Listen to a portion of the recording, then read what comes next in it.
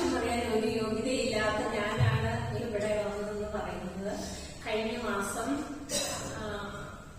രാവിലെ നമുക്കുള്ള ധ്യാനത്തിൽ പങ്കെടുക്കുന്നത് വളരെയധികം സങ്കടത്തോടു കൂടിയാണ്.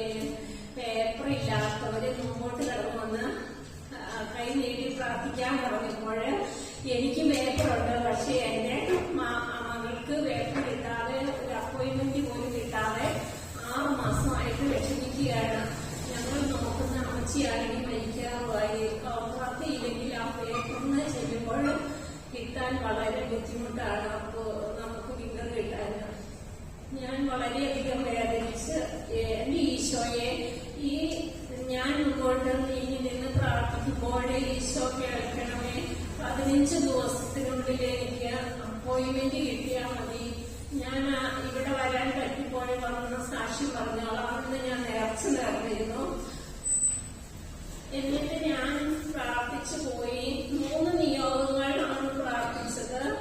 ആ 3 നിയോഗങ്ങളും സാധിച്ചു. യേശുവേ നന്ദി, യേശുവേ മഹത്വം. ഫിംഗറിന് ഡേറ്റ് പോലും കിട്ടാത്തത് ഇവിടെ പ്രാർത്ഥന കഴിഞ്ഞു പോയി 2 ദിവസം കഴിഞ്ഞപ്പോൾ മെയില് വന്നു ഫിംഗറിന് ചെല്ലാൻ വേണ്ടി പറഞ്ഞുകൊണ്ട്.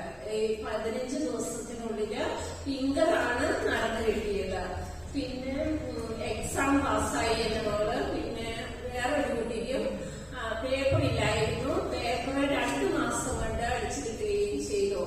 ഇത്രയും തന്ന ഈശോയ്ക്ക് കോടാലിക്കോടി നന്ദി. ഈ ഗ്രൂപ്പിൽ വന്ന് പ്രാർത്ഥിച്ചതിന്റെ ഫലമായിട്ട് നിരവധി അനുഗ്രഹങ്ങളാണ് ഈശോ എനിക്ക് തന്നിരിക്കുന്നത്.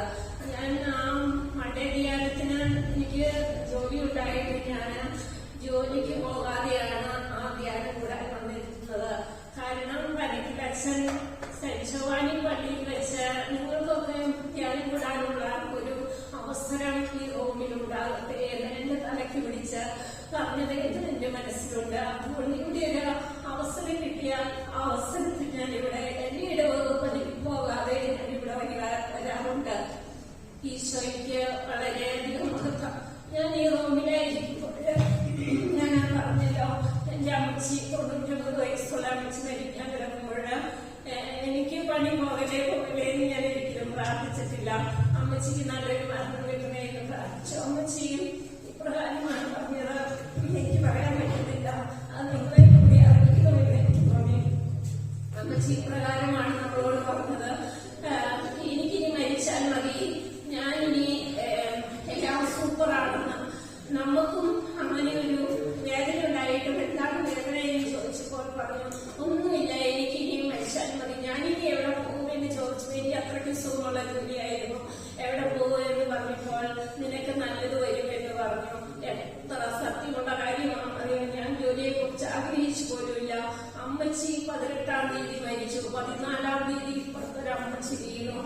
ഈ ജോലിയുടെ ഉടമസ്ഥ എന്നോട് പറയുകയാണ്, നിനക്കൊരു ജോലി വന്നിട്ടുണ്ടെന്ന് മരിച്ച ദിവസം പറയാം. ഞാൻ പറഞ്ഞു, പെട്ടെന്ന് ജോലിയൊന്നും ഇനി ആഗ്രഹിക്കുന്നില്ല എന്ന് പറഞ്ഞു. പക്ഷെ ആ ജോലി എനിക്ക് വേണ്ടിയിരിക്കുന്നത് വർദ്ധിക്കാൻ പള്ളിയുടെ തൊട്ട് മുമ്പിലാണ്. ഞാൻ ഇരിക്കുമ്പോൾ പള്ളിയുടെ ആ കൂടാരമാണ് കാണുന്നത്. ഞാൻ ആ പള്ളിക്കുള്ളിൽ എനിക്ക് അവസരം കിട്ടുമ്പോഴൊക്കെ കയറുമായിരുന്നു. അപ്പോൾ എന്നോട് പറഞ്ഞ് മനസ്സിൽ പറഞ്ഞ 3 വചനങ്ങൾ നിങ്ങളോട് ഞാൻ പങ്കുവയ്ക്കുകയാണ്. കാരണം ഞാനിവിടെ ഈ പുണ്യഭൂമിയിൽ നിന്ന് മരിച്ചു പോയി കഴിഞ്ഞിട്ട് ഈശോ അവിടെ ചെല്ലുമ്പോൾ എന്നോട് ചോദിക്കും, നീ എന്താണ് ഈ സാക്ഷ്യം പറയാനുള്ളത്? വർദ്ധിക്കാൻ വേണ്ടി ചെന്ന് ഞാൻ ആദ്യമായി എനിക്ക് ഈ ചുറ്റുപാടൊരു ജോലി തന്നതിന് 10 വർഷം നോക്കിയപ്പോൾ ഞാൻ